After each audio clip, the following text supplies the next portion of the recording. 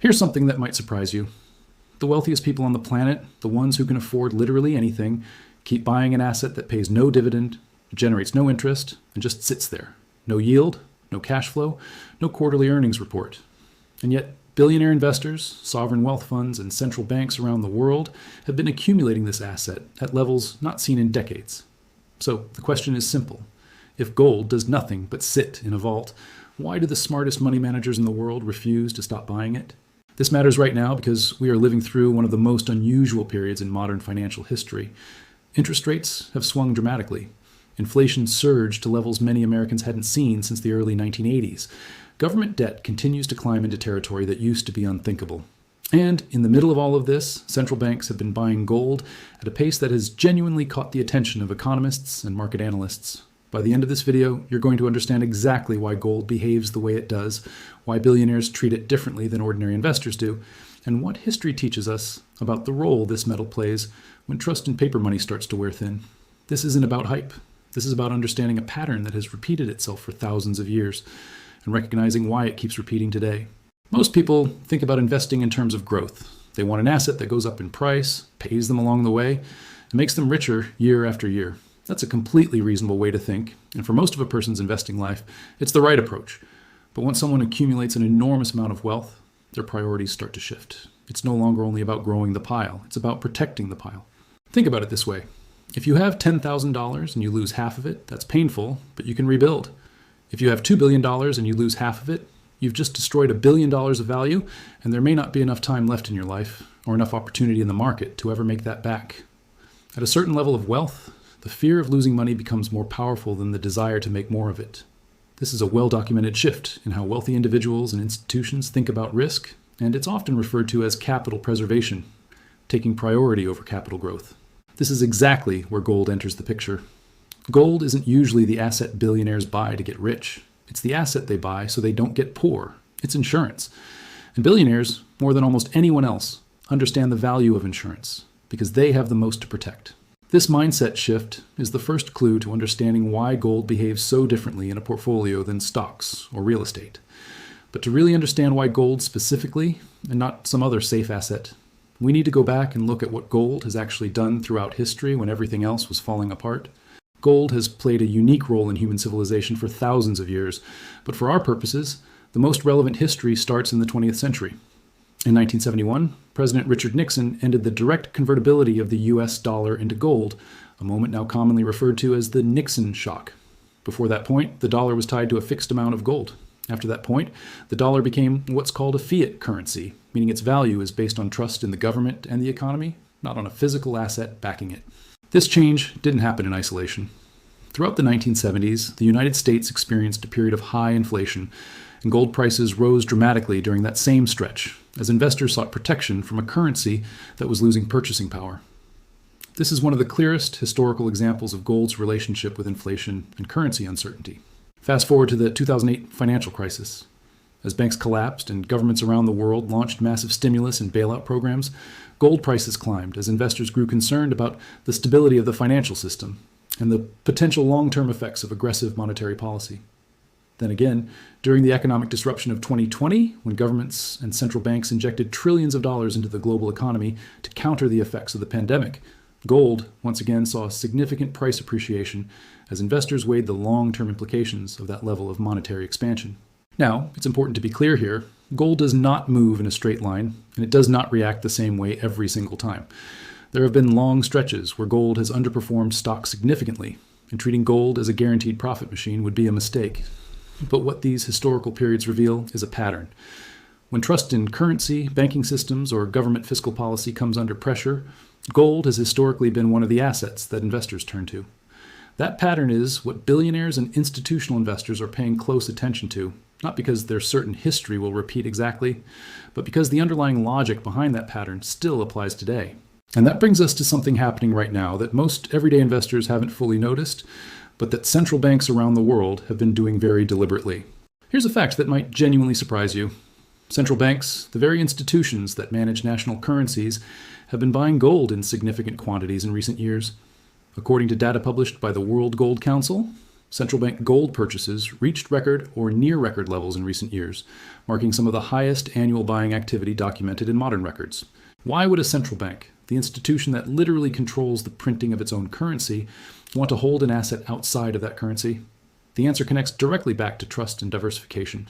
Central banks, particularly in countries looking to reduce their reliance on the US dollar for international reserves, have been diversifying part of their holdings into gold.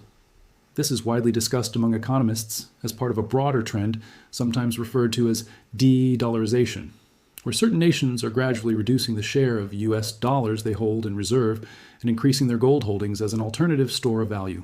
This matters because central banks are, by definition, some of the most conservative, long-term focused financial institutions on the planet. They are not buying gold for a quick trade. They're not trying to time a market swing over the next few months. When a central bank adds gold to its reserves, it's making a statement about how it views the long-term stability of the global financial system, and specifically, how it views currency risk over the coming decades. And here's where the story connects directly back to billionaires. Many of the world's largest and most sophisticated private investors pay very close attention to what central banks are doing, because central banks have access to information, data, and macroeconomic analysis that most individual investors simply don't have the resources to replicate. When billionaire investors see central banks quietly building larger gold reserves, it reinforces the same conclusion these investors have already been acting on individually, that in a world of expanding government debt and monetary uncertainty, gold serves as a form of protection that a printed currency cannot fully replicate. So now we understand the mindset of billionaires, we understand the historical pattern, and we understand that central banks are participating in this same trend. But there's still one more piece of the puzzle. Why gold specifically? Why not real estate, or bonds, or simply holding cash? To understand why gold holds such a unique position, it helps to compare it directly to the alternatives. Cash feels safe, but cash is directly exposed to inflation. If inflation runs at a meaningful pace year after year, the purchasing power of cash erodes steadily, even while the number in your bank account stays the same. This is one of the most basic and well-understood risks in personal finance, and it's a major reason why holding large amounts of cash long-term is generally not considered a wealth preservation strategy on its own. Bonds, particularly government bonds, are often considered a safer investment than stocks, but bonds carry their own risks tied to interest rates and inflation. When inflation rises unexpectedly, the fixed interest payments from a bond become less valuable in real terms, and bond prices can fall. Bonds also carry what's known as credit risk, the possibility that the issuer might struggle to pay back what it owes, which becomes a more serious concern when discussing government debt levels that continue to climb higher. Real estate is a popular wealth-building tool, and for good reason, but real estate is illiquid, meaning it can't be quickly converted into cash without potentially selling at a discount. It also requires ongoing maintenance, property taxes, and management, and its value can be significantly affected by local economic conditions, interest rates, and lending availability. Gold, by comparison, has a few characteristics that make it genuinely unique. It cannot be printed or created by any government or central bank. Its supply grows slowly and predictably through mining, unlike currency, which can be expanded rapidly through monetary policy decisions. It's globally recognized and can be converted into cash almost anywhere in the world. And critically, it has no counterparty risk in its physical form, meaning its value doesn't depend on a company, government, or institution fulfilling a promise to pay you back. This last point is one of the most important distinctions financial analysts point to when comparing gold to other assets. A bond is a promise. A dollar bill is a promise. A bank deposit is a promise backed by an institution. Gold, in its physical form, isn't a promise from anyone. It simply is what it is, and that quality is precisely why it has held value across different currencies, governments, and economic systems for thousands of years of human history. This doesn't mean gold is a perfect investment, and it's important to be honest about that. Gold produces no income. Its price can remain flat or even decline for long stretches. And unlike a business, it doesn't grow, innovate, or produce anything of new value over time. Many financial advisors recommend gold as a portion of a diversified portfolio, typically a modest allocation, rather than as the primary vehicle for wealth building. The billionaires who hold gold generally aren't betting their entire fortune on it. They're using it as one piece of a much larger, carefully balanced strategy. So where does this leave us today? As of recent years, several economic conditions have kept gold relevant in the conversation among serious investors. Government debt levels in the United States and many other developed nations have continued to rise. Interest rate policy from the Federal Reserve continues to be closely watched, since rate decisions directly influence how attractive or unattractive gold becomes relative to interest-bearing assets. And geopolitical tensions in various parts of the world have added another layer of uncertainty that historically tends to support demand for safe haven assets like gold. It's important to state clearly that no one, including professional economists, central bankers, or the wealthiest investors in the world, can predict with certainty what gold prices will do in the future. Any specific price prediction should be treated as an opinion or a forecast, not a guarantee.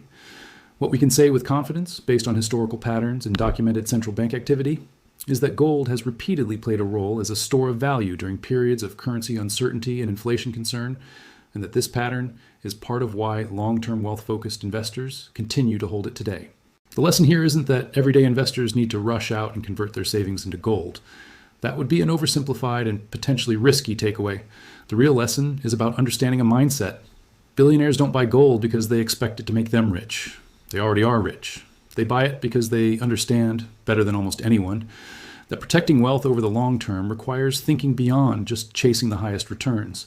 It requires thinking about what happens if the systems we normally trust come under pressure. And gold, for thousands of years and across many different economic systems, has continued to serve as one answer to that question. Let's bring this all together. Billionaires think differently about money once they've already built significant wealth, shifting their focus from aggressive growth toward long-term protection. History shows us that gold has repeatedly responded to periods of inflation and financial uncertainty, from the 1970s to the 2008 financial crisis to the economic disruption of 2020. Central banks around the world have been accumulating gold at some of the highest levels in decades, signaling a broader institutional trend toward diversifying away from dependence on any single currency. And gold holds unique characteristics: no counterparty risk, limited and predictable supply, and global recognition that no other traditional asset fully replicates. The memorable takeaway here is this: gold isn't about getting rich quickly. It's about staying wealthy for a long time. And that distinction is exactly why, generation after generation, through currency changes, financial crises, and economic uncertainty, the wealthiest people in the world have never fully stopped buying it. If this video helped you understand the thinking behind one of the most enduring strategies in wealth preservation, take a moment to hit that like button.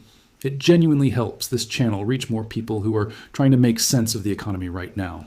If you're new here, consider subscribing, because we break down topics like this every single week, translating complex financial history into something clear and useful. And I'd love to know what you think.